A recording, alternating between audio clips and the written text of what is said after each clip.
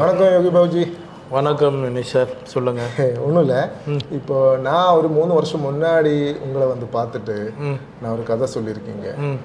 நீங்கள் கமிட் பண்ணியிருக்கீங்க. ஏன் நீங்கள் அந்த படம் கமிட் பண்ணுறதுக்கு காரணம் உண்மையாகவே சொல்லணும்? உண்மையை சொல்லணுமா? சொல்லிக்கோங்க. இல்லை உங்களுக்கு தெரியும்ல, அது நீங்களே சொல்லாமே. இல்லை, நான் உங்கள் வாயிலிருந்து அது கேட்கணும்னு நான் ஆசைப்பட்றேன். சொல்லாமா சார்?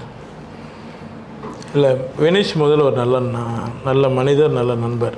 ஃபர்ஸ்ட் ஆஃப் ஆல் தீக்குளிக்கும் பச்சை மரம்னு ஒரு 15 இருக்குமா, 16 வருஷம் 17 வருஷம் வச்சா, 17 இயர்ஸுக்கு முன்னாடி, ஒரு 17 வருஷத்துக்கு முன்னாடி தீக்குளிக்கும் பச்சை மரம்னு நண்பர் பிரச்சனை வச்சு ஒரு படம் டைரக்ட் பண்ணார். அந்த படத்தில் மதோபர் சார் கேமராமேன்.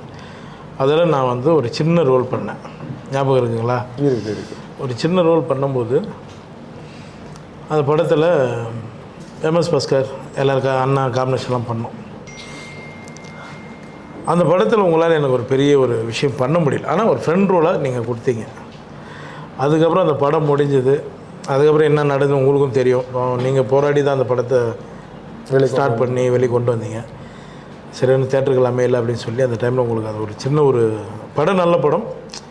இன்றைக்கி நடக்கிற ஒரு மார்க்கெட்டிங் கொஞ்சம் இதுவானால அதுக்கப்புறம் உங்களை நான் ரொம்ப வருஷம் ஆச்சு பார்த்து. அதுக்கப்புறம் நீங்கள் போயிட்டீங்க கேரளாவுக்கு போயிட்டு, அப்புறம் இன்னொரு படம் பண்ணீங்கன்னு கேள்விப்பட்டேன். 8 வருஷத்துக்கு அப்புறம் உங்களை கூப்பிட்ட போது அப்போவுமே உங்களுக்கு ஞாபகம் வந்து, என் குரல் பார்த்த போதே காதில் வாங்கும் போதே உங்களுக்கு ஞாபகம் வந்துருச்சு. ஆமாம், நான் சொல்லுங்க தான். ஆமாம், நான் 8-9 வருஷத்துக்கு அப்புறம் எனக்கு முதல் முறையாக நான் வந்து டி நகர் போயிட்டுருக்கேன். இப்போ மழை. அப்போது எனக்கு வினீஷ் சார், டைரக்டர் சார் வந்து எனக்கு ஃபோன் பண்ணுறாரு. அவர் வாய்ஸ் எனக்கு கேட்ச் பண்ணி, சொல்லுங்கள் வினீஷ் சார்னு ரொம்ப ஆச்சரியப்பட்டார். இல்லை, உங்களை நான் மீட் பண்ணோம் அப்படின்னு சொன்னார். சரி, ஓகே வாங்க மீட் பண்ணலாம், என்ன மேட்ரு அப்படின்னு சொல்லி நம்ம ஏவிஎம்மில் மீட் பண்ணோம். ஏவிஎம்மில் மீட் பண்ணும்போது உங்களோட பிரச்சனைகள் கொஞ்சம் இருந்தது, அதை விட்டுருவோம். அந்த கொரோனா டைம்லாம் ரொம்ப நீங்கள் லாஸ் ஆகிருக்கீங்க. ஒரு படம் பண்ணணும்னு சொன்னார். நீங்கள் வந்தீங்களா சார்? நீங்கள் வந்தீங்க கூட. ஒரு படம் பண்ணணுன்னாரு. அதுக்கு விநாயகர் தான் சாட்சி. ஏவிஎம் விநாயகர் தான். அது முன்னாடி தான் நின்று பேசணும். மழை வந்தது. சரி, பரவாயில்ல, நான் கண்டிப்பாக பண்ணுறேன், கதை கூட கேட்காம நீங்கள் ஒரு பவுண்டர் எடுத்துகிட்டு வந்தீங்க. ஆமாம், உங்களோட பிரச்சனை தான் எனக்கு முதல்ல தெரிஞ்சு. 10 நிமிஷம் மட்டும்தான் பேசியிருக்கோங்க. அவ்வளோதான் நம்ம பேசணும். ஆமாம், நீங்கள் படம் பண்ணுங்கள். ஏன்னா என்னை வச்சு, என்னை அன்றைக்கி ஒரு சின்ன ரோலுக்கு யோசிச்சு ஒரு டைரக்டர் நீங்கள் இந்த நிலைமையில் இருக்கக்கூடாதுன்னு சொல்லி நான் இந்த படத்தை நான் பண்ண சொன்னேன். கரெக்டுங்களா? சரி, ஓகே. இப்போ வந்துட்டு படம் முடிச்சாச்சு. நம்ம இப்போ அடுத்த 16ஆம் தேதி நம்ம வெளியிட போகிறோம்.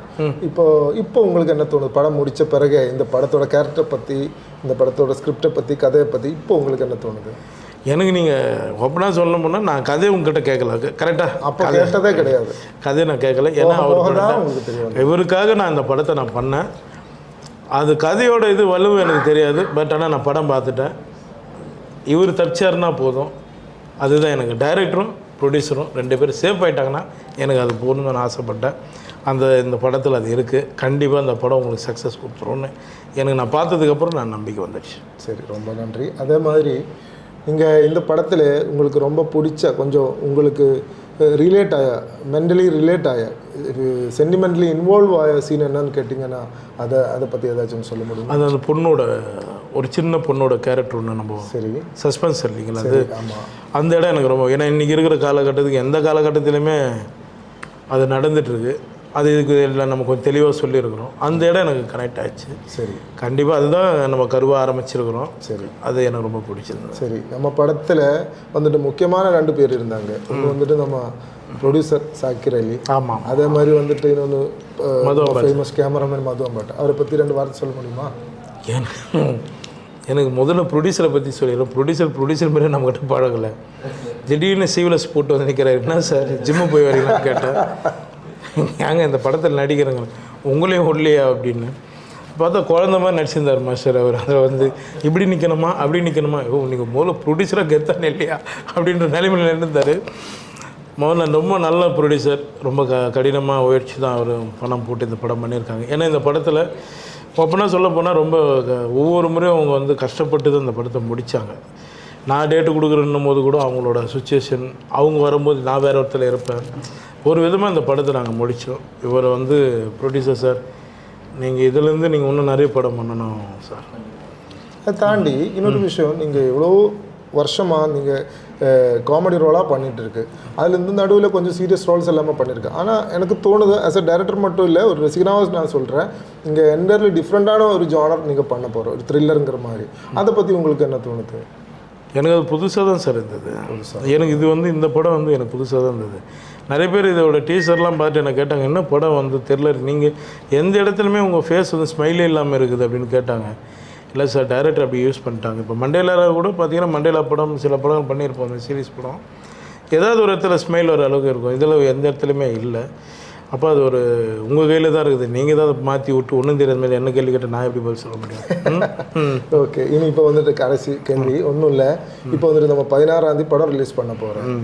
கண்டிப்பாக நம்ம காமெடி நடிகராகவே நடித்தவங்க 3 பேர், நீங்கள், சந்தானம் சார், அதே மாதிரி சூரி சார், நீங்கள் 3 பேரும் கதாநாயகனாக வரப்போகிற ஒரே நாளில் தமிழ் சினிமாவோட உலகத்தில் இப்படிப்பட்ட ஒரு ஒரு சம்பவம் நடக்காது. இது முதல் முறையாக நடக்க போகிறேன். உங்களுக்கு என்ன தோணும் சார்? இந்த கமெண்ட் என்ன தோணுது? கமெண்ட் சொல்லுங்கள். முதல்ல ஷாக்காக தான் இருக்குது. ஏன்னா 3 பேருமே ரொம்ப கஷ்டப்பட்டு வந்தவங்க தான். எல்லாருமே சினிமாவில் எல்லாம் கஷ்டப்பட்டு தான் வந்திருக்கோம். சந்தானம் அவர் வந்து எனக்கு நல்லா பழகும். நாங்கள் எல்லாம் ஒரே டீம். ராம்பாலா சார்கிட்டேருந்து வந்தவங்க எல்லோரும், லொல்லு சபாலது. சூரிய ஆரம்பத்துலேருந்து நண்பராக எனக்கு ரொம்ப காலமாக அவரும் பழகும்.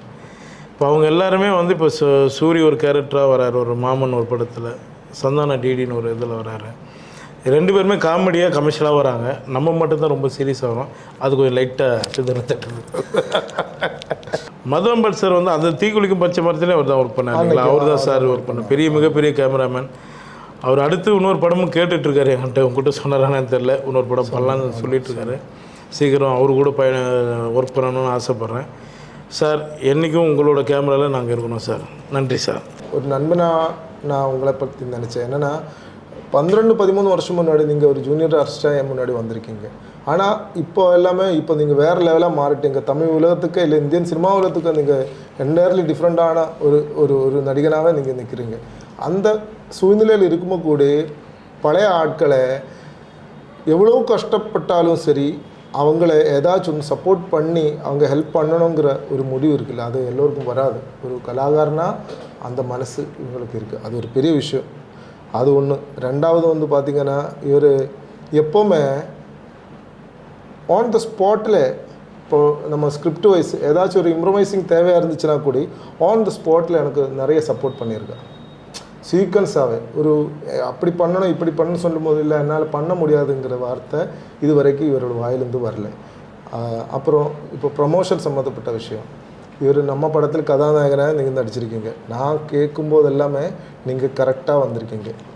அதை விட இப்போ நீங்கள் ஏன் ப்ரமோஷனுக்கு இன்றைக்கி வந்திருக்கீங்க, நான் சொன்னது எல்லாமே நீங்கள் காதில் வாங்கிட்டே இருக்குது. என்னை பொறுத்த வரைக்கும் எனக்கு 100% நீங்கள் டெடிக்கேட்டடாக வேலை செஞ்சுட்டு தான் இருக்குது.